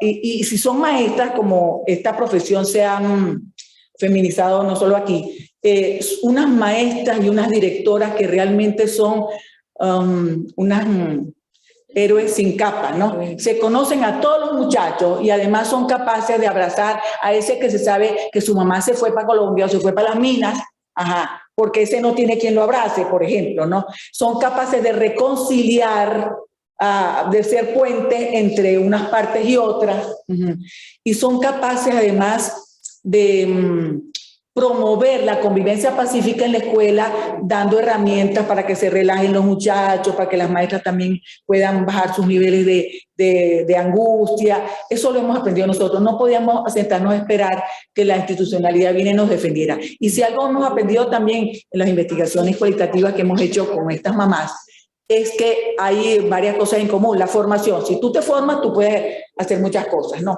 La decisión, yo decido que en mi casa se vive en paz, caramba, no podemos seguir en este pleito. Pero lo tercero es las alianzas, muy importantes, solo no salimos de ninguna violencia. Pero lo cuarto es la ausencia del Estado. O sea, es terrible, no solamente que haya ausencia, sino que cuando hay presencia, entonces va a ser más problemática la cosa. Solo en nuestra escuela de Nueva Esparta, que es una escuela bellísima, sabemos que hay ayuda de la alcaldía para ciertas cosas. Bueno, además esa escuela se ha ganado la admiración de todo el municipio, pero en todas las demás escuelas que hemos investigado, en varias ciudades del país, hay ausencia del Estado. Ante cualquier violencia, ante el robo, ante los atracos, ante la violencia para la escuela, ante la violencia para las mamás, hay ausencia del Estado, no hay a dónde recurrir, no hay a dónde se va. Entonces la ausencia del Estado tenemos que de alguna manera suplirla nosotros, no por subsidios, sino porque no vamos a dejar que sigamos esperando para que nos sigan matando o nos sigan angustiando. La institucionalidad no espera. Tenemos a distancia a la doctora Yoconda San Blas. Yoconda, ¿nos estás escuchando? Yoconda fue presidente, hola Yoconda querida, fue presidente de la Academia de Ciencias Físicas, Matemáticas y Naturales. Yoconda, desde tu perspectiva como cientista, la institucionalidad no espera. Fue una frase que yo escuché un poco desesperada de Susana Rafali. Se está produciendo en el país un movimiento en sus tejidos sociales que no espera la institucionalidad y que está actuando. Bueno, fíjate, yo vengo ustedes mismos lo acaban de mencionar, vengo del mundo científico. En Venezuela en particular, el sector científico está mayoritariamente representado por mujeres, en contra de muchas otras áreas en donde los hombres pues son los que llevan la batuta, si se quiere, ¿no? Y eso mismo va con relación a mujeres que dirigen instituciones de toda índole en el mundo académico. De manera que, digamos, yo no puedo aquí hablar de las diferencias que puedan haber para institucionalizar a la mujer, porque yo creo que, digamos, eso está más o menos, yo diría que superado. De hecho, yo creo que la institución que más demoró en introducir mujeres fue justamente la mía, la Academia de Ciencias Físicas, Matemáticas y Naturales. Yo fui la primera mujer incorporada como individuo de número, y eso fue 90 años después de la creación de la academia. Ahora, pues, por supuesto, tenemos una mayor cantidad de mujeres participantes, y eso, bueno, ha hecho que nuestra institución se haya fortalecido en esos términos. Ahora, fíjense, yo quería mencionar algo que está, de hecho, incluido en el título de este foro, que es la mujer que construye paz, porque eso forma parte de la institucionalidad, a otro nivel, pero de manera similar. La paz. Ahorita, por ejemplo, yo tengo muy presente todo lo que está pasando en Colombia, con el tema de la paz y la reconciliación y el perdón. Ustedes probablemente han visto unos videos que han estado circulando de, digamos, líderes importantes de la FARC. Lo de líderes por darle un nombre, pero podríamos usar otros más fuertes, que están, bueno, clamando por el perdón que aspiran de la sociedad. Y eso me planteó a mí en estos días, que algo similar, aunque guardando las distancias, tenemos nosotros que hacer también aquí. Porque si bien es verdad que nosotros no tenemos una guerra civil, afortunadamente, para los venezolanos, sin embargo, nosotros a lo largo de todos estos años hemos ido creando un ambiente realmente de ensañamientos entre unos y otros, por razones de diferencias políticas, lo que nosotros nunca habíamos tenido. Es decir, hay familias que se han separado, no hablemos de la diáspora, sino que se han separado por razones de simpatía o antipatías políticas diversas, y eso está realmente perjudicando el tejido social. Yo creo que una de las cosas más urgentes cuando nosotros logremos un cambio es precisamente lograr ese proceso de reconciliación, de perdón a través de la paz. Y allí yo creo que los mismos científicos podemos contribuir mucho en eso, ¿no? Por lo mismo que les acabo de decir, de que nosotras tenemos un mundo más paritario y en donde nosotros tenemos, digamos, capacidades de racionalizar a través de datos duros que vienen de la investigación científica. Y en ese sentido, pues yo creo que allí nosotros podemos hacer una labor importante a la hora en que haya que construir paz, que por cierto, eso deberíamos empezarlo desde ahora. Es un trabajo que muchas veces va a ser muy duro, habrá que tragar muy grueso, porque yo quiero, cada uno de nosotros puede decir si acepta o no el perdón pedido por alguna persona que uno crea ha actuado de manera injusta ante las situaciones que se nos han presentado en estos 20 y tantos de años. Pero habrá que hacer ese esfuerzo, tragar grueso y buscar la reconciliación del país, porque si no, tampoco habrá institucionalidad. Mientras nosotros sigamos separados como personas, como individuos, como familia, nosotros nunca vamos a poder tener una institucionalidad a tono con lo que nosotros merecemos como venezolanos. Gracias. Muchísimas gracias, Yoconda. Y vamos a la segunda fase. El foro Influencia de la participación de la mujer en la economía del país se hizo en agosto de 2021. Alesia Rodríguez, experta en inclusión laboral, económica y financiera, decía que había que diseñar políticas públicas contra la desigualdad, que hay marcadas diferencias de género en el mundo en el acceso al mercado de trabajo, 55% de mujeres frente a 78% de hombres. La brecha salarial y de ingresos está entre el 40 y el 50%, con un fuerte impacto en la economía. Para que se entiendan los efectos de la desigualdad, debe considerarse factores determinantes como la educación, fecundidad, cambios demográficos, composición de hogares, rural, urbano, y que debe haber un diálogo social entre Estado, empresario y trabajador para superar esto.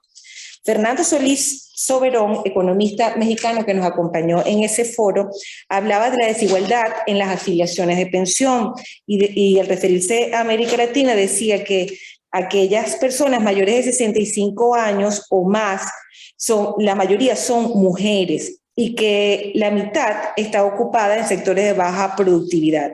El 82.2% no cotiza en ningún sistema de pensiones, lo cual, en términos de finanzas públicas, significará a futuro que más mujeres dependan de programas sociales para poder financiar su consumo antes o después de su retiro. Adicea Castillo, profesora universitaria, en ese mismo foro decía que lejos de fortalecerse las políticas públicas en materia de género, absolutamente en retroceso en Venezuela y que en el sector universitario es realmente una vergüenza. Carolina Goic, senadora chilena y ex candidata presidencial, en ese foro hablaba de que había necesidad de más políticas públicas sin mujeres malabaristas, que era un desafío para la seguridad social implantar una economía del cuidado, que muchos estudios muestran que la mujer termina cuidando a sus adultos mayores y ocurre la deserción laboral, que esto requiere de distintas acciones y políticas que confluyan la incorporación de más mujeres en los espacios laborales. Es la clave para que comience a cambiar la visión. Luego, en el foro de violencia de género, políticas públicas para superarla, que se realizó en noviembre de 2021 bajo la moderación de Nora Bracho, Griselda Barroso, abogada integrante del Observatorio de Derechos de Mujeres, decía que había que promover políticas públicas contra la violencia cruz y la violencia atroz, y la violencia cruz la identificaba como aquella que se producía intrahogar, que había que reformar la ley orgánica para que la violencia doméstica, que es aquella violencia cruz, como la denominan ellos, sea tipificada como delito. Laura Acuña, especialista uruguaya, consultora en especialización en temas laborales, decía que había que adaptar a Venezuela el convenio 190 y la recomendación 206, que ya se contaba con una norma internacional que apoyara el tema del acoso laboral. Olga de Acevedo, enfermera y especialista en lactancia materna y prevención de violencia obstetricia, habló de este tipo de violencia y dice que había que crear más conciencia del amor contra la violencia de género. Hablaba de diversos tipos de violencia que padece una mujer parturienta en Venezuela, de los sistemáticos durante los controles de parto y en el parto mismo, señaló una elevada tasa de cesáreas sin criterio ni justificación, el ruleteo en hospitales, etc. Y Linda Loaiza nos habló sobre la violencia institucional. Y Mireya Rodríguez terminó en ese foro indicando la necesidad de que la violencia institucional del Estado deba ser disminuida, que se traduce en la omisión de políticas y acciones para que la mujer pueda desarrollar sus derechos y su derecho a la igualdad. Vamos a comenzar esta parte contigo, Luisa, que dices que madre hay más de una. Esa es tu frase. Madre, hay más de una, me encantó esa frase. Luisa, todos coinciden, en todos los foros hubo coincidencia en la necesidad de transversalizar la educación que genere respeto, reconocimiento e igualdad de género. Todas coincidían en eso. ¿Cómo acercarnos a ello considerando entonces los distintos niveles y formas de discriminación y violencia? Y quisiera tu opinión sobre el tema de la violencia obstetricia, esa que hablaba esta enfermera, sobre el parto humanizado, y una reflexión sobre una frase que nos dijo una sexóloga, Luz Beltrán, en uno de los foros. Ella decía que una mujer con conciencia de su poder para originar placer sexual, una mujer educada sexualmente, será menos propensa a ser sujeto de violencia y más productiva en términos de progreso. No te la dejo fácil. No, no fácil para nada. Bueno, hay una cosa, ¿no? Para disminuir o erradicar, toda violencia se puede prevenir, reducir y erradicar, toda violencia, ¿no? Pero por eso hay que trabajar duro y no puede ser solo un acto de un día. Para lograr paz en lo que sea, en la casa, en la escuela, en el trabajo, se necesita la voluntad. O sea, yo decido que voy a vivir en paz. Necesita herramientas, necesita un plan. O sea, no es una cosa de un día para otro, ¿no? Y por eso necesita la perseverancia. Y por eso necesitan las organizaciones. Porque yo me canso, sí, pero si somos varias, yo voy este lunes, Adriana va el otro lunes, Gladys el otro lunes, y entonces son todos los lunes que estamos pidiendo algo. Por eso es necesario como generar la organización y las redes. Okay. La otra cosa es que para el tema de la violencia de género, tú tienes que educar, como bien decía Ramón Guillermo, a la mujer y al hombre. O sea, nosotros hemos trabajado en Fe y Alegría desde hace algún tiempo que de lo que se trata es de trabajar el respeto mutuo. O sea, no se trata de erradicar el machismo para entonces entrar el embrismo. No, se trata de que todos nos debemos respeto. Tú a mí y yo a ti y todos entre nosotros. Eso es importante, ¿no? En tercer lugar, los derechos humanos. Yo también tengo más del tiempo que tiene casi allá de vida de derechos humanos. Se necesita primero estar despierto, o sea, saber que no es normal que se violen los derechos. No es normal que frente a la oficina mía de Fe y Alegría aquí hay un basurero y todos los días hay gente hurgando la comida. Se nos ha vuelto normal, pero eso no es normal. ¿Okay? Entonces, que no se normalice la violencia de ningún tipo. No es normal el grito. El otro día una señora, me la encontré en una frutería, pegándole a su hija. Y yo me puse bravísima. Y me dijo, ella es mi hija, tengo derecho a pegarle. Usted no tiene derecho a pegarle a nadie, le dije yo. A nadie. Me puse bravísima.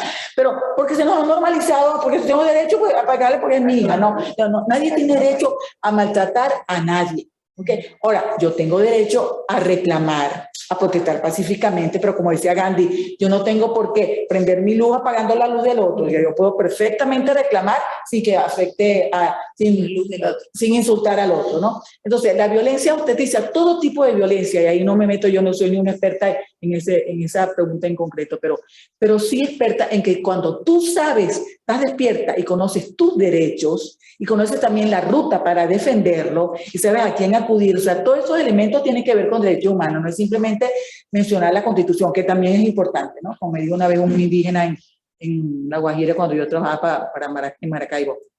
O sea, que los derechos de los alijúnanos, los criollos, no son para fregar, dijo otra palabra, pero no la digo aquí por respeto, pues, no son para fregar a los guayú, no.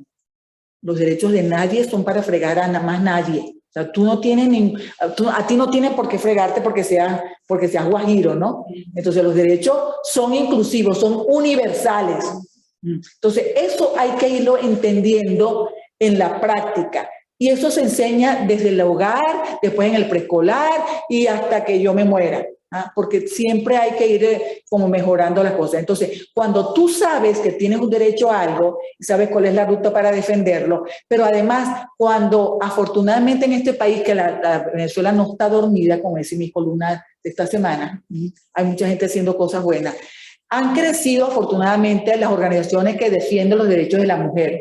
Y han crecido también las redes, no lo suficiente. Necesitamos difundir, ahí está el trabajo de los comunicadores sociales que difundan, que hay muchas redes ayudando a a las mujeres que están en cualquier problema de violencia, ¿no? Porque si tú te quedas sin la denuncia, aunque no te hagan caso, eso se va acumulando, eso es valor agregado para cuando haya que enjuiciar a algún funcionario, por ejemplo, ¿no?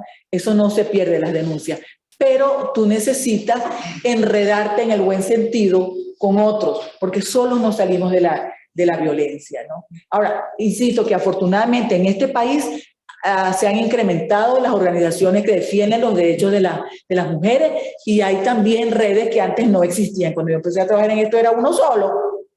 Pero entonces resulta que ahora uno tiene un directorio, entonces uno sabe en todas partes, y hay afortunadamente atención por teléfono y atención por WhatsApp. Entonces uno va enseñando también a las mujeres a atender, a comunicarse, y eso en cualquier estrato social, porque no crean ustedes que la clase alta no tiene problemas de violencia de género, también tiene problemas de violencia de género, y además no se les ocurre decirlo porque les da pena. A veces pena, a veces miedo. Entonces, en todos los estratos, lo que pasa es que, claro, en las clases populares los problemas son tantos que a veces, claro, más complicado salir de eso, pero en todos los estratos hay problemas de violencia de género. Muchísimas gracias, Luisa. Tiziana, la necesidad de transversalizar la educación que genere respeto, reconocimiento e igualdad de género. ¿Cómo acercarnos a ello? Y es una mujer consciente de su poder para originar placer sexual, es menos propensa a ser sujeta de violencia y más productiva en términos de progreso. Bueno, yo como entiendo que el punto de esta segunda ronda es educación, y no quiero desaprovechar la oportunidad de estar compartiendo este panel, digamos, primero con una comunicadora y con una científica. Yo siento, y disculpen, yo creo que ahora voy a ser un poquito disruptiva, ¿no? Un poquito atrevida, pero generalmente hablamos de este tema como si el otro género no nos deja, ¿no? Y eso no es así. Y por eso yo la educación quisiera atarla a la investigación. Porque hay un divorcio en Venezuela grandísimo entre la investigación y la educación. Y para que funcione, eso tiene que ser un círculo virtuoso en donde la investigación regrese al aula. Si la investigación no regresa al aula, pues ahí se rompe y la investigación no sirve para nada. Digo esto por lo siguiente. Estando en la Escuela de Comunicación Social, me correspondió motivar a una periodista especializada en el área científica, Cianela Montes de Oca, quien hizo un trabajo extraordinario en un momento determinado, eso fue hace más o menos 10, 12 años, en el que comprobó y demostró que las mujeres, primero, para quienes no lo sepan, los graduados en comunicación social, el porcentaje es 95% mujeres, 5% hombres, ¿no? La mayoría son mujeres. Pero resulta que cuando la noticia es de índole científica, esas mujeres periodistas buscan a hombres que declaren. Ella profundizó en su investigación y concretamente un caso en donde las especialistas, las mejores especialistas de Latinoamérica en esa especialidad científica, creo que era reproducción, estamos hablando del tema sexual, eran mujeres y estaban en Venezuela. Pues esas periodistas no las buscaron a ellas para declarar sobre el tema, sino buscaron a hombres.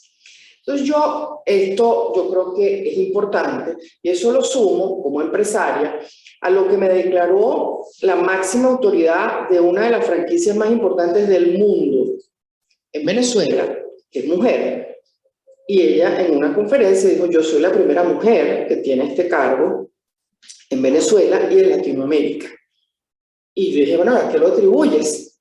Y su respuesta fue terrible. Su respuesta fue: porque quienes me evaluaron eran hombres. Porque si me hubieran evaluado mujeres, probablemente yo no llego a ese cargo. Entonces, yo les quiero dejar estas dos reflexiones porque para mí son profundamente importantes. Y justamente quien me motiva a investigar este tema es justamente Mercedes Pulido de Briceño. Nosotros tenemos que hacer un esfuerzo para que esa educación, primero, la atemos realmente a investigación, pero que esa educación parte también de nosotras. Resulta que las mujeres somos tan críticas con nosotras mismas que empezamos a excluirnos. Y eso, por supuesto, también lo sumo con la autoexclusión. Hay muchas veces que una mujer, cuando le propone subir en el escalafón dentro de la empresa, es ella la que te dice no puedo. Y terminan escogiendo a hombres, no porque hayan sido el más competente, sino porque fue la mujer la que se autoexcluyó. Entonces yo creo que en este proceso de educación, y lo digo como empresaria, nosotros tenemos que hacer un trabajo también entre nosotras mismas, porque ahí también hay un problema serio, y no podemos atribuirle parte de esa imposibilidad de ascender a que, bueno, que los hombres no nos quieren en esos cargos. No, cuidado, y por eso digo que es importantísimo que nosotros en las universidades motivemos la investigación en este sentido, ¿no? Porque eso es lo que de alguna forma nos va a ayudar. Otra, y lo cierro con dos conceptos que es importante también tener en cuenta. Cuando hicimos un trabajo, y ese sí es un trabajo mío directamente, con relación a la telenovela y su internacionalización, el talento venezolano de telenovelas y su internacionalización, uno de los hallazgos fue, bueno, como bien se sabe, en cualquier serie de televisión, en cualquier telenovela, el actor masculino es el que gana más, generalmente. Él gana 40 o 50% más de lo que gana la protagonista femenina. Cuando empezamos a investigar, nos dicen, es que el mercado de ese producto es femenino, y por lo tanto, si el mercado es femenino, si la audiencia es femenina, tenemos que darle un peso muy importante al actor, porque quien evalúa es la audiencia femenina. Si lo hubiéramos dejado hasta aquí, es comprensible. Y no me atrevería yo a discutir el punto. Pero resulta que yo misma, haciendo una investigación dentro de la universidad, descubro que es que esa premisa es falsa, porque resulta que se parte de la premisa que el hombre no ve novelas y series. Y resulta que cuando empiezas a investigar, te das cuenta de que es una premisa falsa. Resulta ser que, si lo ven ustedes en Netflix, durante semanas, los 5 programas más vistos en Netflix fueron telenovelas o series, llámenlas como ustedes quieran, ¿ok? Pero son, en el fondo, telenovelas, porque Juego de Tronos también es una telenovela, aunque no le guste a los fanáticos que no lo digan, pero es así. Entonces, cuando te pones, y las cifras de Netflix son cifras donde está el género masculino también. Y basta y sobra que yo mencionara en una reunión de puros hombres que estoy haciendo un trabajo sobre la telenovela, tuve información más valiosa de los hombres que de las mujeres. Pero lo que pasa es que los hombres, tal como usted señala, el tema de la clase alta que no admite la violencia, etcétera, con las telenovelas y con las series pasa exactamente lo mismo. El hombre no le gusta admitir que las ve. Entonces fíjense cómo la premisa inicial, que luego termina en que le pagan más al protagonista masculino que a la femenina, es una premisa falsa. Entonces yo creo que tenemos que investigar más, llevar más la investigación al aula, para luego hacer un trabajo de fondo y que no seamos nosotros las que nos autoexcluyamos, tanto de los trabajos como del ascenso dentro de las empresas. Muchas gracias. Gracias, Tiziana. Esa reflexión va también en el área donde me desenvuelvo, en el área política. Muchas veces somos nosotras mismas las que nos autoexcluimos y creemos que no podemos hacerlo. Adri, en la misma tónica. Todos coinciden en la necesidad de transversalizar la educación que genere respeto, reconocimiento e igualdad de género. Bueno, yo no me quiero copiar de Tiziana, pero quisiera haberlo dicho de esa manera. Para mí, a veces el problema del machismo no es de los hombres, es de las mujeres. Y te lo resumo en una frase sencillísima. Las mujeres trabajadoras como nosotros. Es que tú preferiste tu trabajo a tu familia. ¿A qué hombre le preguntan eso? Y lo preguntan, en su mayoría, las mujeres. Uno de los principales, creo yo, plomo en el ala que tiene la lucha por la igualdad es el tema de las cuotas, es el querer, no, es que no hay ninguna mujer, métela, juro, o sea, y no es porque de verdad está calificada, sino porque, ay, qué pena, había que meter una mujer, bueno, saca al hombre, y esa no es la manera de hacerlo, ni el, es que somos equitativos, aquí hay 5 mujeres y 5 hombres, no, eso no es la equidad es lo que decía la profesora, si de verdad la persona más calificada es una mujer, la pone, si el más calificado es un hombre, pues se puso al hombre, y yo llamaría a la revisión de esa política de equidad, porque no es nada equitativa, es discriminatoria con el que sí tiene talento. Ya va que anoté 2 cosas y después se me pierden con el Alzheimer a temprana edad. Ya les había dicho lo de, a ningún hombre le preguntan que si trabaja más es porque prefiere a su familia, Y hay otra cosa que también forma parte de esa educación, que la necesitamos las mujeres también, desde tanto mujeres y hombres, y de erradicar el machismo, es que el machismo no se erradica con el feminismo ultranza, y esto es un patriarcado, porque es mentira. En Venezuela, a mi juicio, nada humilde y con poca investigación, no es un patriarcado, porque aquí es matricentrista. La madre es la jefa de la familia. Pero, por ejemplo, hay una cosa súper terrible que cometemos las mismas mujeres y también los hombres. Cuando una mujer es severa en su trabajo, es que está en los días, o peor, está menopáusica. Lo dejo ahí. Y no recuerdo qué otra cosa comentabas con el tema del placer, que se lo preguntaste a las dos. Hay también una cosa muy femenina y muy machista, que como les digo, el machismo es femenino muchas veces, que es que, bueno, pero es que si anda así, bueno, ella lo que está buscando es... No, yo estoy buscando lo mismo que tú estás buscando. Hombre y mujer estamos buscando el mismo placer y el mismo deseo. Hasta ahí lo dejo. Gracias, Adri. Bueno, vamos con nuestra querida Yoconda y con la misma reflexión, Yoconda, sobre que todas las foristas en este ciclo de foros por la mujer coincidían en la necesidad de transversalizar la educación que genere respeto, reconocimiento e igualdad de género. ¿Cómo acercarnos a ella considerando los distintos niveles y formas de discriminación y de violencia?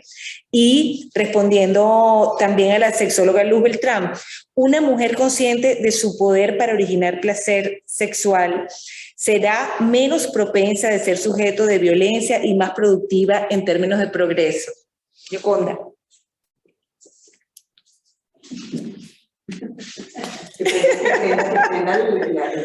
Yoconda,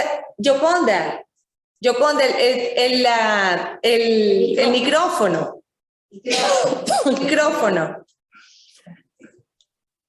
Perdón. No, decía que me la pones difícil, sobre todo después de las intervenciones que me han precedido. Miren, cuando a mí me tocó incorporarme a la academia como individuo de número, ustedes saben que eso lleva un protocolo, y entonces, bueno, yo tenía que dar un discurso. Y en ese discurso yo dije, yo le dediqué parte del discurso al tema justamente de la mujer en la ciencia, y yo dije que la mujer debe trabajar el doble para que se le reconozca la mitad. Y yo creo que esa es una de las cosas que sigue estando sobre la mesa, ¿no? A pesar de que, repito, en el mundo académico venezolano, nosotros estamos en paridad con eso, pero sin duda eso no afecta, no modifica pues en otros ambientes. Ahora, el tema de la violencia, nosotros la estamos sufriendo en el mundo académico en general, no entre hombres y mujeres, sino la violencia del Estado contra nosotros. El tema de que, claro, el mundo académico se supone que genera ideas, que discute, que plantea, y eso, por supuesto, molesta a un régimen que quiere ser autoritario, que quiere demandar pues la sumisión. Y bueno, por supuesto, entonces esa violencia se manifiesta en formas de amenazas. Yo les puedo contar, de hecho, una anécdota que nos sucedió en la academia. Empezando la pandemia, nuestra academia, las personas pues especialistas en temas de estadística y de modelos matemáticos en epidemias, en epidemiología, diseñaron un modelo según el cual el régimen estaba ocultando información y que había mucha más casos de los que se estaban reportando diariamente. Ese documento circuló, está de hecho colgado en la página web de nuestra academia para el que quiera verlo. Eso motivó que el señor de un mazo dando públicamente en la televisión nos amenazó con una operación Tuntún a los miembros de la academia. Si ustedes recordarán, la operación Tuntún era, bueno, por supuesto, ir con los cuerpos de inteligencia del Estado a visitar a cada uno de los miembros de la academia. Cosas como esas ocurren en cada momento, a las universidades las tienen afectadas, no solamente físicamente en cuanto a destruirle las instalaciones, la UDO, la ULA, la Universidad Central, todas están sufriendo el desmantelamiento porque, claro, unas instituciones que se dedican al progreso, al desarrollo de ideas, a la libertad que está detrás de eso, no pueden ser bienvenidas por regímenes autoritarios. Entonces, yo creo que esa es una de las cosas que debemos también tener pendiente, ¿no? La violencia, no solamente de género, sino la violencia contra las ideas. Quería de paso también mencionar, como se ha hablado de la educación, que uno de los aspectos fundamentales tiene que ser la educación en ciencia desde niños, y que tanto niñas como niños puedan recibir el mismo tipo de información, porque los niños son naturalmente curiosos, y la curiosidad es justamente el punto original de toda actividad científica. Es decir, lo que motiva la actividad científica es la curiosidad. ¿Por qué esto está pasando? Y si por supuesto después hay aplicaciones que se puedan llevar a la sociedad, mejor todavía. Esa curiosidad es innata en los niños. Entonces hay que tener programas de enseñanzas de la ciencia desde muy pequeños, para que los niños puedan insertarse adecuadamente en este siglo XXI, que es llamado el siglo del conocimiento. Precisamente porque ahorita el valor que hay ya no son, por ejemplo, las máquinas que pueda tener una empresa, sino el factor humano, las ideas que están dentro de ellas. Y ese es precisamente el siglo del conocimiento que tiene que ser inculcado desde muy pequeños. Gracias. Muchísimas gracias, Yoconda. Y para finalizar, en marzo del año 2022, bajo la moderación de Virginia Rivero, se llevó a cabo nuestro penúltimo foro, que fue el rol de la mujer en los procesos políticos. María Albert Barrios, internacionalista y compañera y amiga, hablaba de que había que alzar las voces por la igualdad de género. Señaló que mientras durante la convención de Belén de Opará, la lucha de la mujer era por el fin de la pobreza, la dignidad y la libertad, pero ahora enfrenta la violencia política, un poco lo que hablaba Yoconda. Y de ser Venezuela el segundo país de la región en cumplir una legislación a la altura de la demanda femenina, hoy Venezuela no figuraba entre los 10 países que erradicaron la violencia y respetan las leyes. Es necesaria la participación política de los partidos, de la sociedad y de cada instancia que sea necesaria para despertar la conciencia crítica. Rosa Emilia Salamanca, en ese foro, que fue parte del proceso de paz en Colombia, habló del rol de la mujer en la resolución de los conflictos. Dice que la historia condenó a un solo bloque de la humanidad a asumir decisiones y al otro a un rol marginal de aceptarlas. Que hay que crear condiciones, acciones afirmativas para que las condiciones de igualdad sean en la participación política también, y que el equilibrio de esos dos bloques no termine en el rol marginal de quien hasta ahora tomaba las decisiones. Entonces, ante esas reflexiones, vamos a comenzar esta parte con Adriana. Adriana, en una entrevista que te hicieron, decías que admirabas en la Declaración Universal de los Derechos Humanos la declaración de que todos somos iguales ante la ley. Yo he visto maravillada, Adriana, en los últimos tiempos, que a pesar de la adversidad, las mujeres se vienen organizando mucho más activamente alrededor de intereses comunes. Yo he participado de la Cumbre de Mujeres, realizada recientemente y que continúa trabajando. Formo parte de Venezolanas por la Democracia, que reúne a venezolanas regadas en todo el mundo, del Frente de Mujeres. ¿Cómo creen ustedes entonces que debemos organizar a la sociedad y al Estado una vez democratizado para remunerar justamente a la mujer, atraerla a los campos más útiles y revertir su dependencia de programas, entre comillas, y bonos que no han servido para que ella crezca desde el punto de vista de su dignidad, sino que ha sido todo lo contrario? Es que yo creo que todo parte de esa misma cultura que tenemos arraigada, machista, las propias mujeres.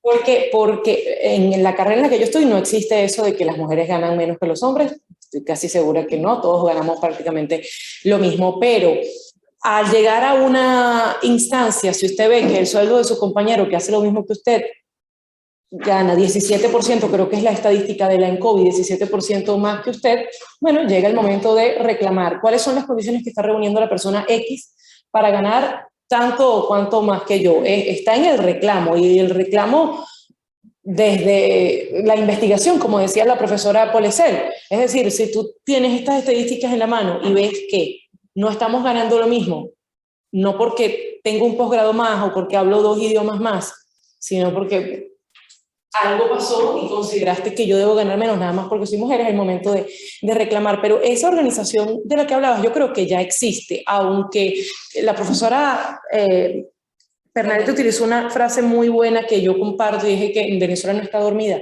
Aunque muchos hablan de la despolitización del ciudadano, en este momento yo creo que no es tan así, que es una despolitización de la boca para afuera porque estoy molesto con la clase política, porque siento que no responde a lo que yo quiero, pero basta un incentivo, un pellizco así, para que nuevamente la sociedad se levante en función de defender lo que cree que debe defender. Hablabas que participas en Frente de Mujeres, Cumbres de Mujeres, pero no hace falta quizás verlos agremiados cuando vas a una protesta por agua, una protesta por electricidad y una protesta que la hay hoy, por cierto, de cáncer. Y siempre la vocera es una mujer. Gracias, Adri. Tiziana, te recuerdo la reflexión. ¿Cómo creen ustedes debemos organizar Estado, la sociedad y el Estado, una vez democratizado, para remunerar justamente a la mujer, atraerla a los campos más útiles, revertir su dependencia de bonos que no han servido para dignificarla, dentro de un mundo donde cada vez más las mujeres se organizan atendiendo a intereses comunes? La verdad que la respuesta a esta pregunta la vinculo con la primera reflexión, que es el tema institucional, ¿no? Yo lo primero que lo consigo por el rol que tengo en este momento es a través del fortalecimiento de los gremios. Cuando digo gremios no me estoy refiriendo nada más al empresarial. Todas las preguntas tienen algún hilo conductor. Tenemos que aprender a educar en la importancia de que todos estemos activos en algo.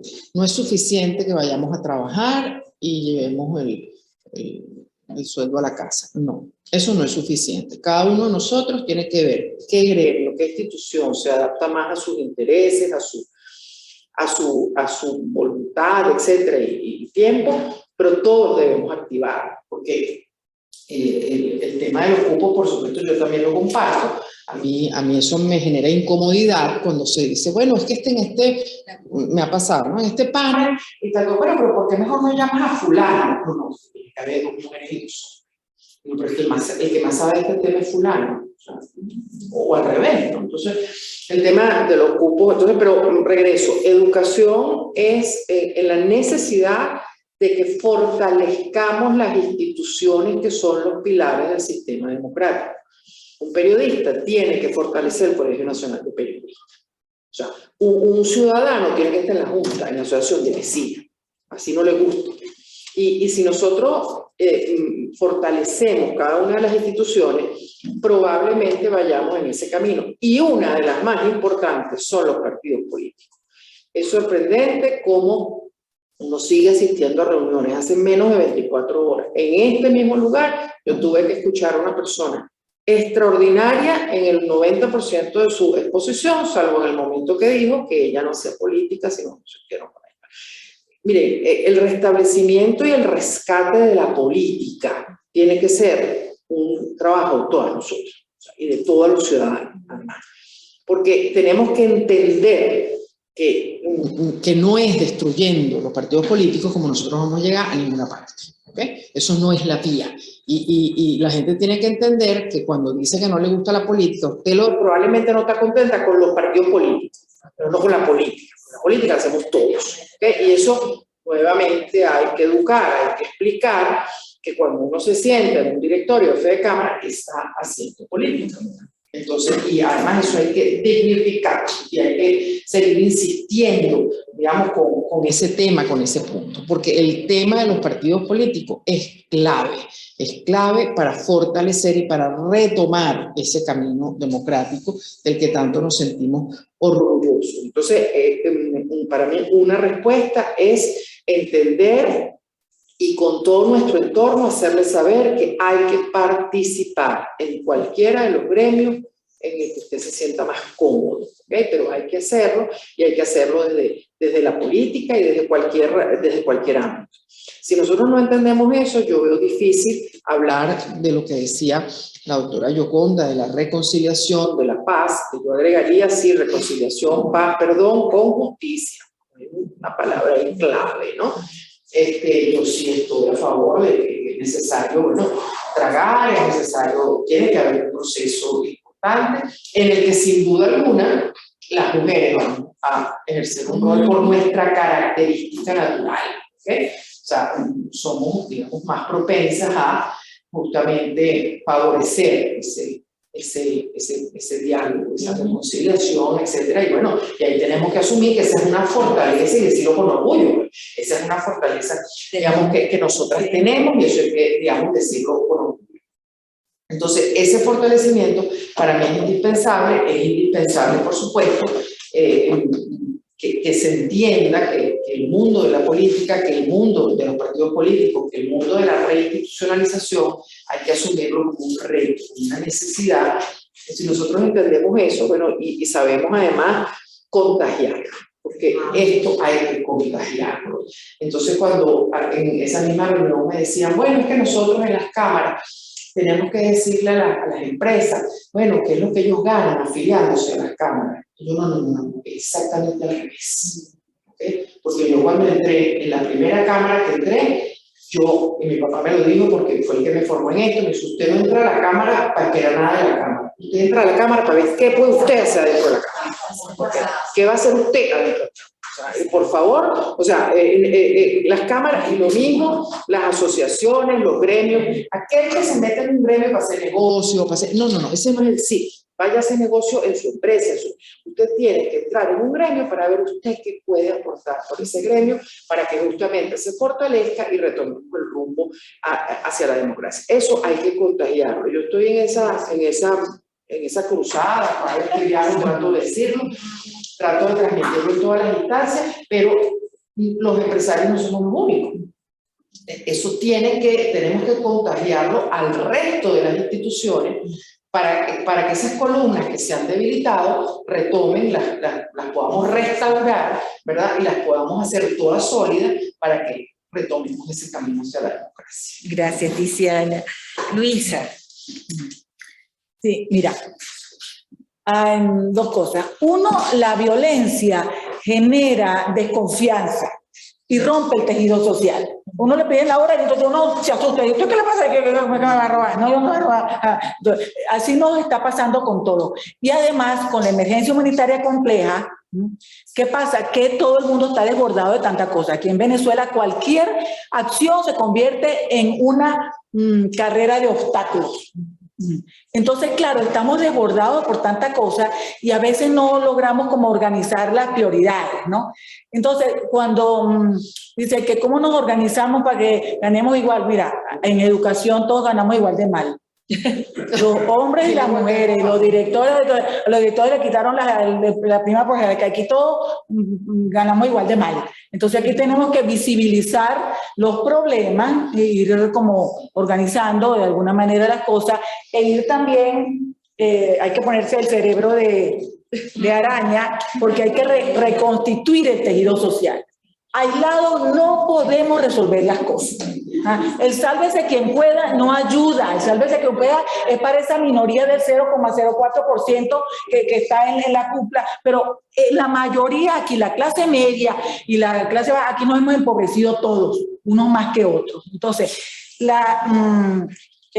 frente a problemas comunes, necesitamos también acciones comunes. El bien común es tu bien y es mi bien. Cuando se arregla el problema del agua en mi urbanización, eso es mi bien y es tu bien. Entonces yo tengo que, igual que dice la profesora policía, bueno, yo tengo que participar en la asociación de vecinos, pues para que se arregle el agua, que es tu problema y es mi problema también. Entonces el problema de la desigualdad de salario, yo te digo, en educación todos ganamos igual de mal. Que tenemos que pelear todito para que los docentes tengamos un salario decente, porque lo que no vamos a tener es educación. Eso es lo que no vamos a tener. Sin educación no hay presente ni futuro para nadie. Entonces tenemos que hacer un pacto por la educación, pero tenemos que hacer también un esfuerzo para que hacer como las dos cosas a la vez. Hay que mirar aquí y más allá. O sea, la mirada chiquita y la mirada más allá. Yo tengo que preocuparme de qué voy a comer hoy, pero tengo que mirar un poquito más allá y por eso es que hay que organizarse. Porque es que solo no se puede. O sea, yo sola, ¿cómo estaría yo aquí si no tuviera una gente en Fe y Alegría que me apoye, entonces yo no pudiera hacer todas las cosas que hago. Necesito como 10 asistentes. Pero para eso uno tiene un colectivo que está ayudando. Pero de verdad, sin organización, solo el sálvese quien pueda no funciona. No funciona para nadie. Funciona para esa cúpula que está allá arribísima, pero que está cada vez más lejos. Venezuela se ha ido convirtiendo, que éramos de los países menos desiguales, nos hemos ido convirtiendo en un país muy desigual. Gente que puede comer de todo y gente que no puede comer nada. Entonces, bueno, tenemos que mirar para acá y para allá. Gracias, Luisa. Y terminamos con Yoconda. Yoconda, ¿cómo debemos organizar Estado y sociedad para remunerar justamente a la mujer y atraerla a los campos más útiles, revirtiendo la dependencia de ella a estos bonos que no la dignifican?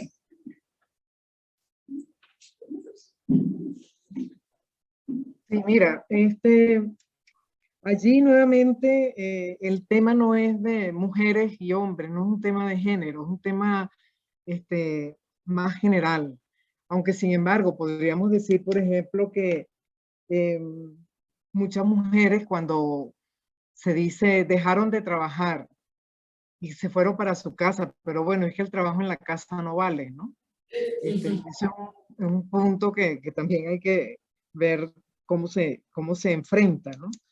Ahora, en el tema de política en particular, que tú mencionabas en una intervención anterior, mira, si uno no se mete en política, la política se va a meter con uno. Y cuando hablo de política no quiero decir los partidos políticos ni nada. Yo creo que en estos momentos, por ejemplo, todo ciudadano debe ser político, en el sentido de ocuparse de la comunidad, del país, del Estado, en fin, a donde pueda influir de alguna manera, porque esa es la forma en que si todos de alguna manera vemos a la política como lo que es, como el arte de manejar una comunidad, una sociedad, pues esa es la única manera de salir adelante y de progresar. Fíjense ustedes que, por ejemplo, bueno, la palabra polis, que viene de los griegos, ¿no? Es decir, ¿quiénes eran la polis? La polis eran los ciudadanos. Es verdad que en aquella época el concepto de ciudadano era mucho más restringido de lo que tenemos ahora, pero igualmente, y se llamaba justamente idiotas a quienes no sentían ese fervor por aportar a su comunidad. De manera que, sinceramente, yo creo que y vuelvo otra vez al punto de la comunidad científica, por ejemplo, y ustedes me perdonan que me focalice, pero quizás yo me he sentido un poco como la vocera de la ciencia en este foro, ¿no? Para dar también ese enfoque que no siempre se ve, porque no es, digamos, el más común, pues, o el más popular. Uno en la ciencia también ve eso, en los científicos, es decir, no, yo no me meto en política, yo estoy haciendo ciencia, pero resulta que sí te estás metiendo en política, porque en el momento en que tú escogiste un tema determinado para investigar, ya eso es asumir, bueno, una posición dentro de un abanico de posibilidades que tú tienes, porque además, ¿quién es el que te va a dar los fondos para ese proyecto? Bueno, alguien en el Estado te lo está dando, o a través de instituciones científicas diversas. Pero todo eso tiene que ver con política, es decir, política en el mejor sentido, política en el sentido del manejo de una sociedad. Y mientras nosotros no entendamos eso y estemos creyendo que no, que yo estoy en lo mío nada más encerrado en mis cuatro paredes, bueno, pues nunca saldremos adelante, ¿no? Como decía Luisa Pernalete, para los problemas comunes todos tenemos que unirnos, ¿no? Es decir, porque tenemos que buscar una solución común. Y en el mundo científico, que además nosotros aquí en Venezuela fundamentalmente dependemos del Estado, porque tanto las instituciones científicas estilo IBIC o CIEPE, así como las mismas academias y las universidades, todas están dependiendo del Estado para su funcionamiento. De manera que eso es hacer política, es decir, lograr, por ejemplo, convencer a las autoridades de turno de que determinados estudios que se tienen que hacer, que son costosos por lo general en el mundo científico, bueno, pues son necesarios hacerlo porque eso ayudaría a mejorar X problema que hay en la sociedad. Entonces, bueno, para eso tiene que haber el científico que haciendo política llegue a quienes son las personas que podrían ser los donantes de esos fondos. Donantes por decir una palabra, pero, es decir, los administradores de esos fondos. Y eso es hacer política también. De manera que nosotros tenemos que realmente sentarnos a decir, bueno, nosotros como ciudadanos tenemos la obligación de convertirnos en voceros de nuestras comunidades, de nuestros...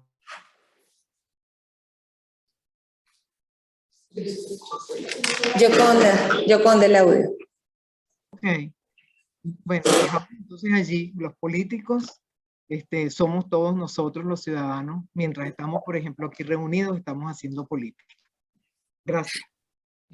Gracias, Yoconda. Bueno, Luisa, Tiziana, Adri, Yoconda, yo quiero agradecerles a las 4 esta agradabilísima conversación de hoy. Por supuesto también a Secodá por esa duros datos y dura realidad que nos hizo mostrar, y que justamente por eso a todo este equipo maravilloso, Alesia, todas, Gladys, todas hemos estado concentradas en tratar de construir política y acción para que podamos afrontar esos retos, ¿ok? De una sociedad más igualitaria y sobre todo de una sociedad democratizada. Al Instituto de Estudios Parlamentarios le dejo un mensaje hoy a través del doctor Ramón Guillermo Aveledo, que esta enseñanza, que este ciclo de foro y sobre todo esta conversación de hoy de lideresas en cada una de estas áreas fundamentales de la sociedad se pueda divulgar lo máximo posible. Porque en mi andar político he descubierto, y seguramente ustedes también, que a veces las mujeres tú lo dijiste, estamos a un toquecito, lo que necesitamos es un empujoncito, dale que tú puedes, tú lo sabes hacer, lo puedes hacer. Y eso evitaría nuestra propia autoexclusión y, por supuesto, un beneficio increíble en la organización donde vayamos a estar. Muchísimas gracias. Gabriela, un segundito, yo soy larense y entonces nosotros nacimos tocando cuatro, ¿no? Entonces yo preparé 3 estrofas para mi exposición, entonces se las quiero regalar. Perfecto. Es mejor vivir en paz que en medio de la violencia. Mujeres participando se requieren con urgencia. Estas de mano extendida, con mucha creatividad, con una mirada amorosa, siembra solidaridad. Vengan las jueces de paz, crezca participación. Mujeres empoderadas pueden ser la bendición.